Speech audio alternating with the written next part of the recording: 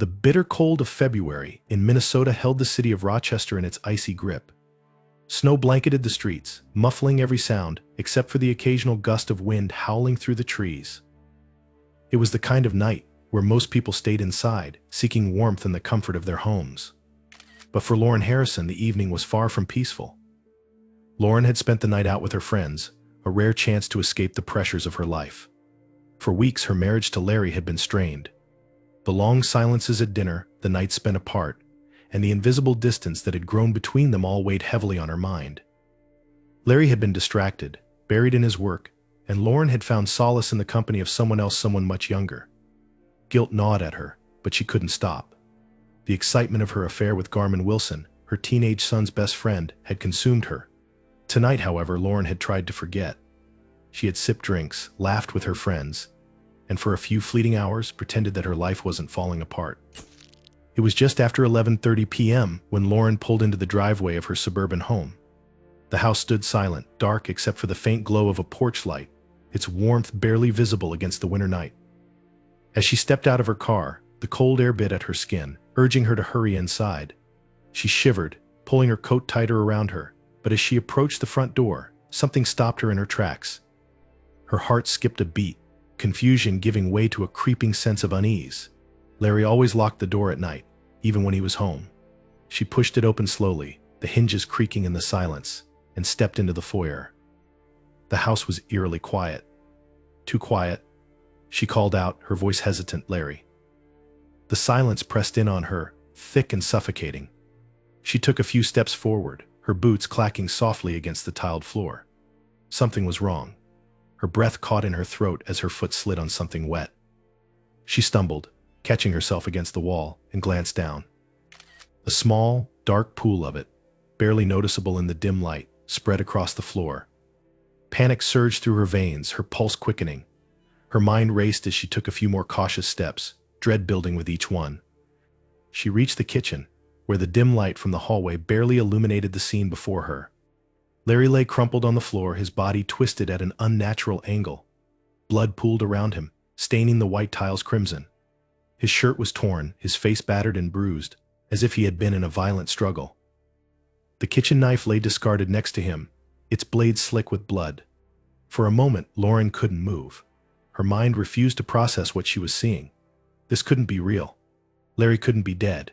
She had just spoken to him that afternoon. The image before her blurred as tears welled in her eyes, her breath hitching in her throat. Then the scream tore out of her, raw and primal, cutting through the stillness of the house. Her hands shook as she fumbled for her phone, dialing 911 with trembling fingers. The operator's voice was distant, a blur of words as Lauren tried to explain, barely able to form coherent sentences between her sobs. Minutes felt like hours as she crouched next to Larry's lifeless body, her mind spiraling into a chaotic mess of grief and horror. When the distant wail of sirens finally reached her ears, it brought with it a faint glimmer of hope, but the sight of Larry's bloodied face erased it just as quickly. She couldn't bring herself to touch him, the reality too stark, too unbearable. He was gone. Detective Eleanor Gustofson arrived on the scene minutes after the paramedics. A seasoned investigator with the Rochester Police Department, she had seen her fair share of homicides over the years. Yet, something about this case immediately struck her as different. Maybe it was the setting, a quiet suburban home, the kind of place where violence seemed out of place. Or perhaps it was the brutality of the crime itself. A man beaten and stabbed to death in his own kitchen wasn't something that happened on an ordinary Saturday night. The flashing lights of the emergency vehicles bathed the house in a red and blue glow as Detective Gustofson stepped out of her car, pulling her coat tightly around her against the cold. She exchanged a quick nod with one of the responding officers before making her way toward the house. "Who found the body?" she asked, her voice steady and professional, despite the chill creeping down her spine. "His wife," the officer replied, glancing toward the front door. "She's inside. Still in shock, I think." Gustofson followed his gaze, her eyes narrowing slightly. The first rule of any investigation was simple: trust no one. A grieving spouse could just as easily be a killer, and she had seen enough of both to know better than to jump to conclusions. But she kept her thoughts to herself as she stepped into the foyer, the warmth of the house doing little to chase away the cold settling in her bones. Inside, paramedics were already working, but Gustofson could tell from their grim expressions that it was too late. Larry Harrison was dead. The detective scanned the scene carefully, taking in every detail.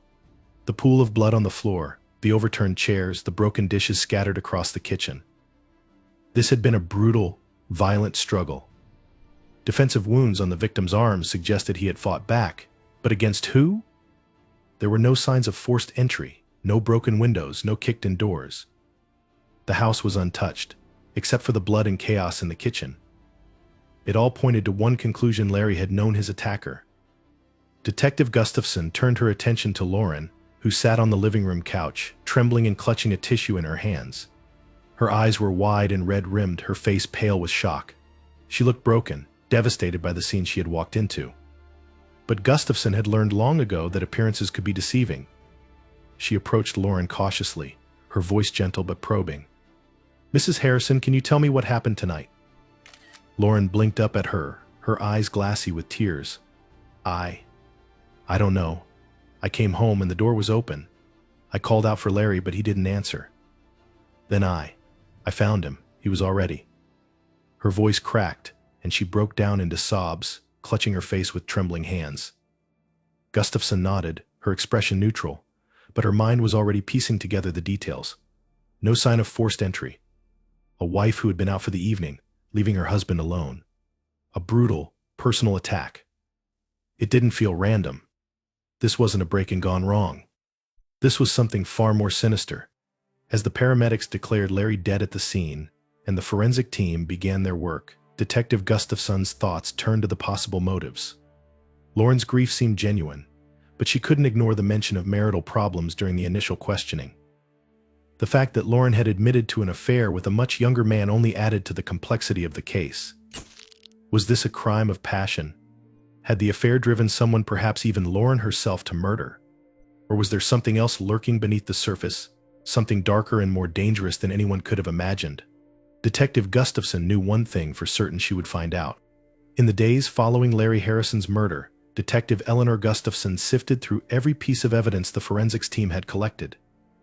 The gruesome crime scene still lingered in her mind, particularly the brutality of the attack. Each stab wound and bruise spoke to deep rage, something personal. The lack of forced entry suggested that Larry had let his killer in, possibly even someone he knew. Though Lauren Harrison's alibi was solid, there was still the matter of her affair with Garmin Wilson, the teenager who was best friends with her son, Daniel. The focus naturally shifted to Garmin. His flimsy alibi, a late-night trip to a gas station and back home to work on his car, left room for suspicion. Moreover, his relationship with Lauren was explosive. At 18, Garmin wasn't prepared for the emotional complexities of the affair. His world was wrapped in youth and secrecy, yet his interactions with Lauren showed intensity and immaturity that could be easily manipulated. It wasn't hard to imagine Garmin, spurred by jealousy or fear, committing a crime of passion. But there was something about the scene that didn't sit right with Detective Gustofson. Garmin was young, impulsive, but there were no signs that he'd been in a violent struggle. Larry was a strong, physically capable man in his early 40s. If Garmin had attacked him, there should have been defensive wounds on the teenager, scratches, bruises, something, but there weren't. As the detectives dug into Garmin's background, interviewing classmates and neighbors, a pattern of normal teenage behavior emerged. His grades were average, his home life unremarkable. His father had left when Garmin was young, but his mother, a travel nurse, provided well for him, even if she was often absent. Garmin spent most of his time working on cars in the garage or hanging out with Daniel Harrison. He had no history of violence, no known outbursts. While the affair with Lauren was troubling, there was nothing to indicate he was capable of murder. And yet the affair did provide motive. It wasn't until Detective Gustofson received the results of the initial forensic analysis that the investigation took a surprising turn. The knife used in the attack had multiple sets of fingerprints, Larry's naturally, but also those of another person. Garmin was immediately tested, but the prints didn't match. It wasn't Lauren's either. The fingerprints belonged to Margaret Smith, Lauren's mother. Gustofson's stomach tightened as she read the report. Margaret, a frail 64-year-old woman who had been living with the Harrisons for over a year, seemed an unlikely suspect. She had moved in after her health started to decline, and by all accounts she was quiet, reserved, and withdrawn. Lauren had described her mother as eccentric, but harmless. Eccentric wasn't the right word, though. Lauren had alluded to her mother's declining mental state, mentioning how Margaret spent most of her time isolated in her room, rarely engaging with the rest of the family. Lauren had chalked it up to old age and illness, but there was something else about Margaret's behavior that Gustofson couldn't ignore. As she prepared to interview Margaret, Gustofson requested a full background check and medical records for the older woman. What she found stunned her. Margaret had been diagnosed with schizophrenia in her late 30s. She had been on medication for decades, which had stabilized her condition, but recently she had stopped taking her prescribed antipsychotics, complaining of side effects that made her feel disconnected from the world. Lauren hadn't mentioned this detail, perhaps out of embarrassment or ignorance, but it was crucial to understanding Margaret's state of mind in the days leading up to Larry's murder. This new development changed everything. The fingerprints on the knife were a clear indicator that Margaret had handled the murder weapon. But was she the one who had killed Larry? Gustofson wasn't sure.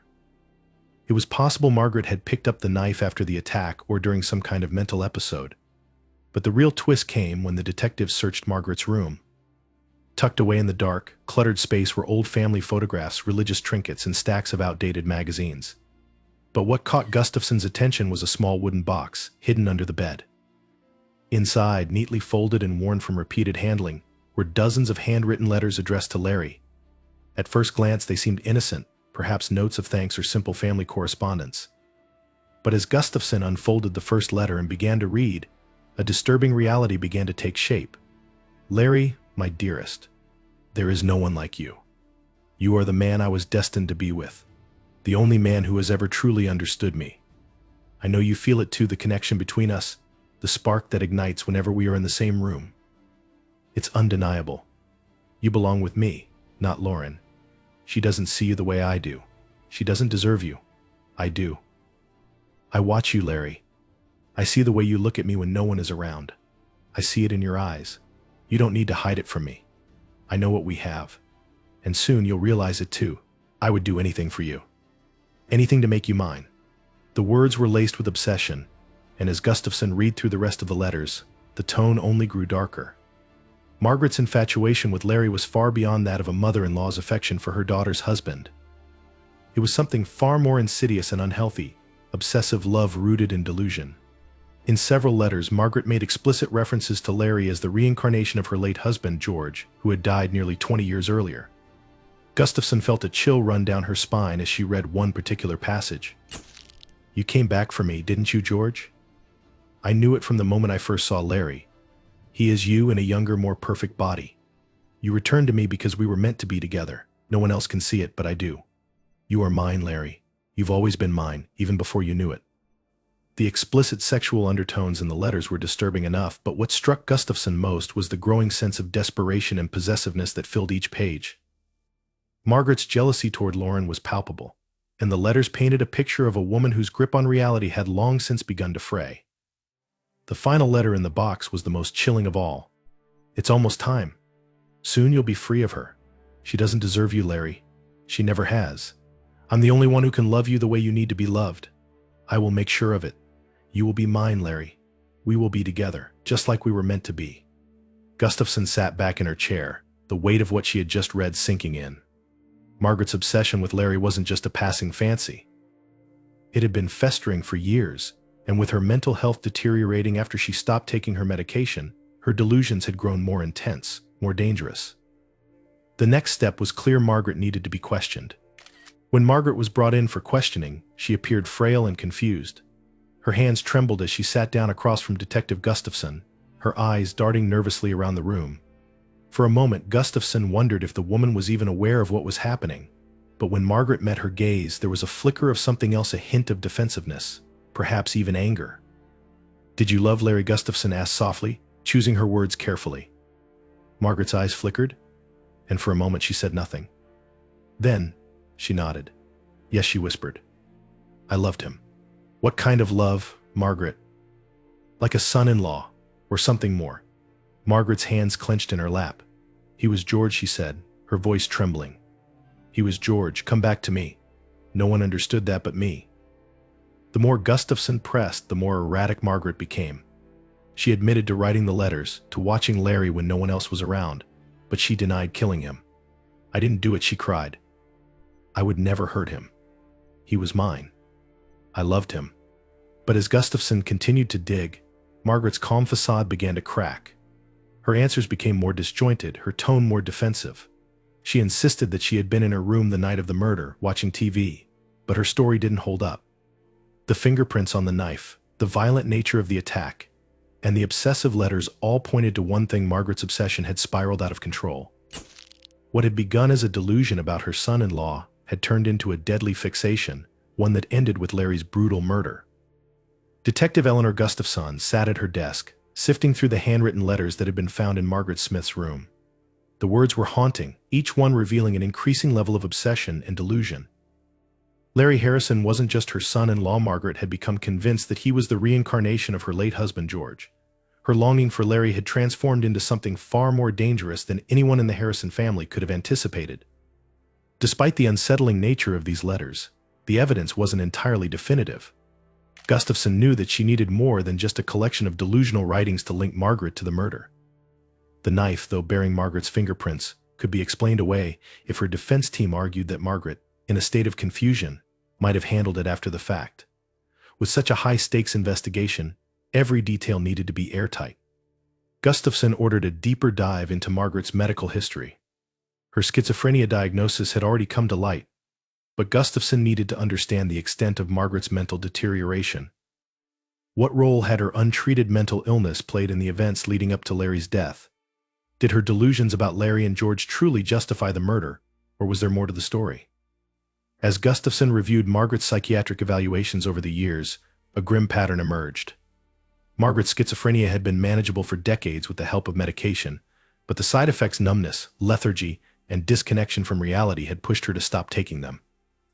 According to her medical records, Margaret had reported these side effects multiple times. Feeling that they were robbing her of her ability to feel alive, she'd resisted attempts by her doctors to switch medications or find alternative treatments, insisting that she felt better without them. The truth was far darker. Without her medication, Margaret's schizophrenia had worsened, intensifying her delusions and paranoia. In several medical reports, it was noted that Margaret believed she had a special connection with certain people, particularly Larry.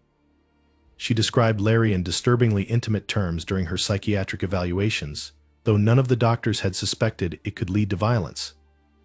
Gustofson leaned back in her chair, frowning as she considered the implications. Margaret's untreated mental illness was undoubtedly a key factor in this case, but she still needed to prove that Margaret's obsession had crossed the line from fantasy into murder. Mental illness alone wasn't a defense for homicide. Margaret had to be aware, at least on some level, of what she had done. Gustofson's next move was clear. She needed to dig deeper into the dynamics of the Harrison household.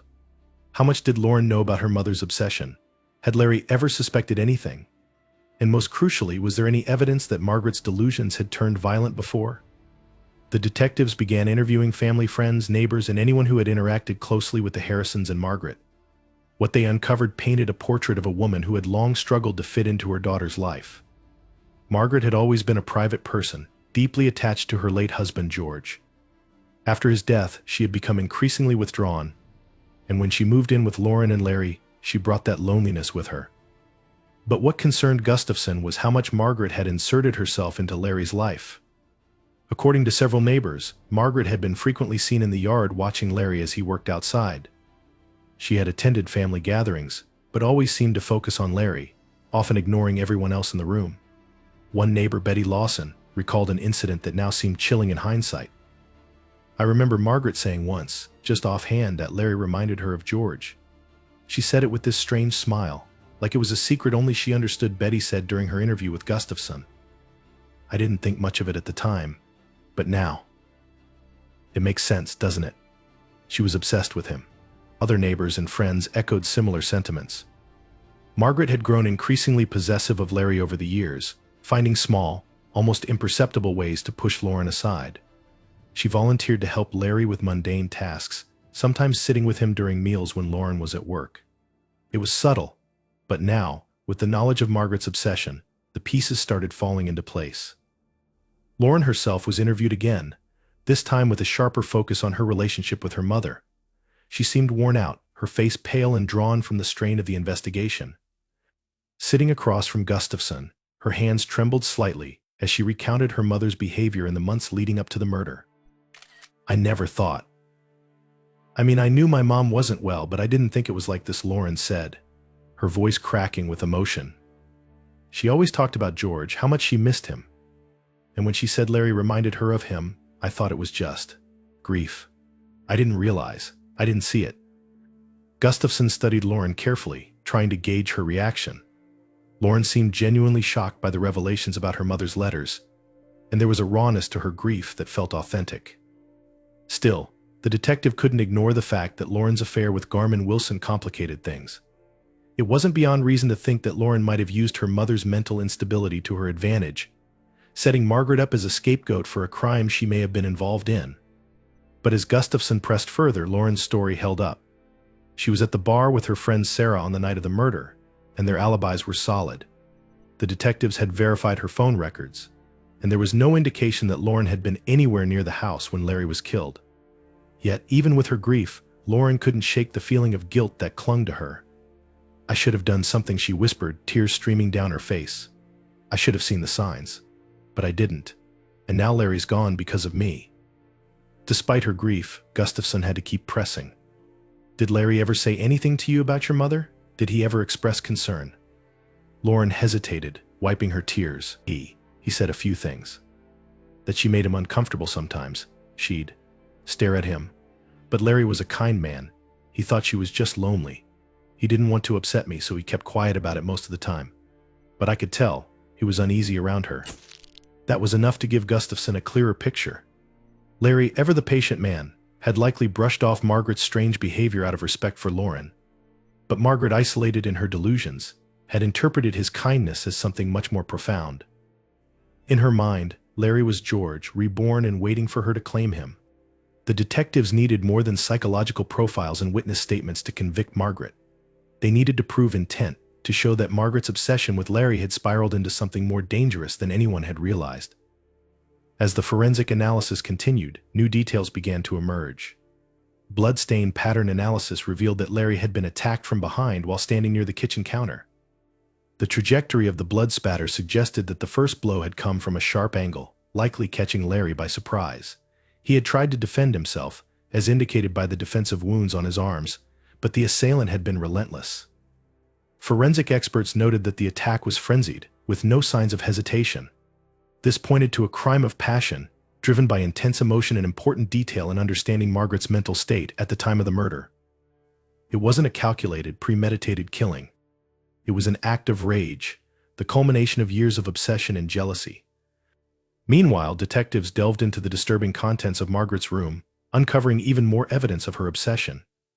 Alongside the letters, they found photographs of Larry, some taken without his knowledge, others altered to fit Margaret's delusions. In several family photos, Margaret had cut out Lauren's face and replaced it with her own, creating a twisted version of the family she so desperately wanted to belong to. One photo in particular stood out. It was a picture of Larry sitting at the dinner table, smiling. But in this version, Margaret had pasted a picture of herself next to him, carefully cutting out Lauren. On the back of the photo, in Margaret's neat handwriting, were the words, "Soon, we will be together." With each new discovery, the case against Margaret grew stronger. But even as the evidence mounted, there were still doubts. Was Margaret fully aware of what she had done? Or had her schizophrenia clouded her judgment so completely that she believed killing Larry was the only way to make her delusions a reality? To answer these questions, Detective Gustofson enlisted the help of Dr. Elaine Porter, a forensic psychologist with extensive experience working with patients with severe mental illnesses. Dr. Porter was tasked with evaluating Margaret's mental state, both at the time of the murder and during the interrogation. After several sessions with Margaret, Dr. Porter presented her findings. Margaret's schizophrenia had undoubtedly played a role in her actions, she explained, but there was more to it than just her mental illness. Margaret's delusions about Larry being the reincarnation of her husband were deeply rooted in her need for emotional connection, Dr. Porter explained. When she stopped taking her medication, those delusions intensified. But what's important to note is that Margaret's actions weren't completely disconnected from reality. She knew, on some level, that what she was doing was wrong. That's why she tried to hide the letters. That's why she didn't confess right away. Dr. Porter's assessment was crucial in helping the detectives build their case. While Margaret's schizophrenia had driven her obsession, it didn't absolve her of responsibility. She had made a conscious choice to stop taking her medication, knowing the risks. and in the end, her obsession had led to Larry's death. As the investigation neared its conclusion, Gustofson and her team began to piece together the timeline of events. On the night of the murder, Larry had been in the kitchen, likely preparing a late snack, when Margaret approached him. In her delusional state, she may have confronted him, expecting him to reciprocate her feelings. When he didn't, when he rejected her, either verbally or by stepping away, her fragile mental state shattered. The attack that followed was brutal, but it wasn't premeditated. It was the result of years of untreated mental illness, combined with a deep-seated jealousy and obsession. Margaret had convinced herself that Larry was her husband reborn, and when he didn't confirm that delusion, she snapped. With the forensic evidence, psychological evaluations, and Margaret's disturbing letters in hand, the case was ready to move forward. Margaret Smith would be charged with second-degree murder. But even as the legal process unfolded, the true tragedy of the case became painfully clear: a family destroyed, not just by violence, but by the long, slow decay of untreated mental illness. It was early on the morning of February 14, 2015, when the Rochester Police Department arrived at the Harrison residence, armed with a warrant for the arrest of Margaret Smith. After weeks of meticulous investigation, the evidence against her had become overwhelming. Her disturbing obsession with her son-in-law, Larry Harrison, fueled by untreated schizophrenia, had culminated in his brutal murder. Now it was time to bring her to justice. The cold winter morning was eerily quiet as Detective Eleanor Gustofson and her team approached the house. Snow crunched beneath their boots as they crossed the yard, its once pristine landscape now a stark contrast to the turmoil that had erupted inside the home. The house, which had been a family sanctuary, was now tainted by the horrors that had occurred within its walls. Inside, Margaret Smith sat alone at the kitchen table, her frail frame hunched over a cup of tea. She had spent most of her time isolated since the night of the murder, rarely leaving the house, rarely speaking to anyone. Her daughter Lauren and her grandson Daniel had moved out, unable to bear the weight of what had happened. Margaret's appearance that morning was unremarkable, as though she were simply waiting for another day to pass. But when Detective Gustofson entered the house, Margaret seemed to know, on some level, that the moment she had been dreading had finally arrived. Detective Gustofson approached Margaret slowly, her voice calm but firm. "Margaret Smith, you are under arrest for the murder of Larry Harrison." Margaret looked up, her eyes vacant, as if she didn't fully understand what was happening. There was no panic, no outburst, just a quiet, almost resigned acceptance. Her hands trembled slightly as she placed the cup down on the table, but she didn't resist as Gustofson recited her rights. The words seemed to wash over her without meaning. "You have the right to remain silent. Anything you say can and will be used against you in a court of law." Margaret stood slowly, her frail body swaying as the officers gently took her arms and placed the handcuffs around her wrists. As the cold steel locked into place, Margaret finally spoke, her voice barely a whisper. "I didn't mean to kill him. I loved him." Gustofson paused, her expression unreadable. She had heard similar confessions before: murderers trying to soften their guilt, trying to convince themselves that their violent actions had somehow been justified by love. But Margaret's case was different. Her love for Larry wasn't born of malice, it was born from delusion. A delusion that had festered for years, turning something as human as affection into a dangerous and deadly obsession. As the officers led Margaret out of the house, the bitter winter wind whipped through the yard. Neighbors peeked from behind their curtains, watching in disbelief as the elderly woman was escorted to the police car. Whispers had already spread through the neighborhood in the days following Larry's murder, whispers of Margaret's eccentric behavior, her reclusive nature, and the unsettling letters that had been found in her room. But now, as they watched her being arrested, those whispers grew louder, questions unanswered. How could someone like Margaret, a quiet, elderly woman, have committed such a horrific crime? Margaret's arrest sent shockwaves through the community. Rochester had long been a close-knit town where everyone knew their neighbors, and the Harrisons had been no exception. Larry had been well-liked, a respected father, husband, and colleague. Margaret had always been viewed as somewhat odd, but harmless, just another aging woman whose health had declined in recent years. No one had suspected the dark, festering obsession that had taken root in her mind. The media descended on the town almost immediately. Headlines blared with shocking revelations about Margaret's love for her son-in-law, her delusions that Larry was the reincarnation of her late husband George, and the brutal details of the murder. Reporters camped outside the police station and the Harrison home, hungry for any new developments in the case that had captivated the entire state. For Lauren Harrison, Margaret's arrest was a devastating blow. She had spent weeks grappling with the horror of discovering Larry's body in their kitchen, the brutal evidence of his violent death still fresh in her mind. But the revelation that her own mother was responsible for the murder had left her shattered. She had always known that Margaret's mental health was fragile, but never in her worst nightmares had she imagined her mother capable of killing the man she loved. Lauren hadn't spoken to her mother since the arrest. She couldn't bring herself to visit Margaret in jail, or even respond to the few letters Margaret had sent from her cell. The words Margaret had written were disjointed, filled with confusion and sorrow, but Lauren couldn't bring herself to forgive.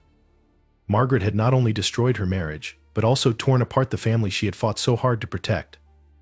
Lauren's guilt was overwhelming. She blamed herself for not recognizing the signs of Margaret's deteriorating mental state, for allowing her mother to live with them, and, most of all, for her own affair with Garmin Wilson. Though there was no direct evidence linking her affair to the murder, Lauren couldn't shake the feeling that her actions had set the stage for everything that had unfolded. It was a burden she carried silently, unable to voice it even to her closest friends. Margaret's arrest marked the beginning of her long decline into further mental instability. As she awaited trial, she was transferred to a psychiatric facility where doctors attempted to manage her schizophrenia. But even under medical supervision, Margaret's delusions persisted. She continued to speak about Larry as though he were still alive, insisting that they had been destined to be together. In her mind, Larry had been her second chance at happiness, a second life for the husband she had lost decades earlier. During psychiatric evaluations, Margaret oscillated between moments of lucidity and confusion. Sometimes, she would express sorrow for Larry's death, her voice filled with regret. But those moments were fleeting. More often, she would speak of Larry as though they were still connected, as though his death had not severed the obsessive love she had nurtured for so long. Doctors monitoring Margaret's condition realized that she would never fully recover from her delusions. Though medication helped stabilize her more extreme symptoms, the years of untreated mental illness had caused irreparable damage. Margaret's schizophrenia had not only clouded her judgment but had ultimately led her to murder the man she had loved, turning her life and the lives of her family into a tragic, irreversible nightmare. In Rochester, the aftermath of Margaret's arrest left the community in a state of disbelief. How could such a tragedy have occurred in their quiet, suburban town? The Harrisons had always seemed like a model family. Lauren and Larry had been involved in local events. Their son Daniel was popular at school. And even Margaret, though reclusive, had been part of the neighborhood's fabric. But now, that image had been irrevocably shattered. Friends, neighbors, and acquaintances struggled to reconcile the Margaret they had known with the woman who had written those dark, obsessive letters, who had stabbed Larry to death in the kitchen of his own home. It was a story that felt more like a horror film than real life, and yet it happened right in their midst. The arrest marked the beginning of the end for the Harrison family as the community had known them. Their story became a cautionary tale, a reminder that the darkness lurking in someone's mind can remain hidden for years, only to explode in ways no one could have predicted. As Margaret was driven away from the house, her whispered words hung in the air. I didn't mean to kill him. I loved him. But for the family and the town, love had become a dangerous, destructive force, leaving everyone involved to pick up the pieces of a life broken beyond repair. In April 2016, the trial of Margaret Smith for the murder of her son-in-law, Larry Harrison, finally began. The courtroom was packed, with reporters, friends, and members of the community eager to witness the resolution of a case that had shocked Rochester, Minnesota. The story of a mother-in-law's obsessive love for her daughter's husband, fueled by untreated schizophrenia, had left the town reeling, and now the legal battle would determine Margaret's fate. The prosecution, led by Mark Reynolds, sought to portray Margaret as a dangerous woman whose delusions had driven her to commit a calculated murder. He painted a picture of a woman who had fixated on Larry for years, driven by jealousy and an irrational belief that he was the reincarnation of her late husband, George. Reynolds presented the letters Margaret had written to Larry, filled with disturbing confessions of love and violent jealousy. This was not just a moment of madness, Reynolds told the jury. This was the culmination of years of obsession, and when Larry did not reciprocate, Margaret snapped.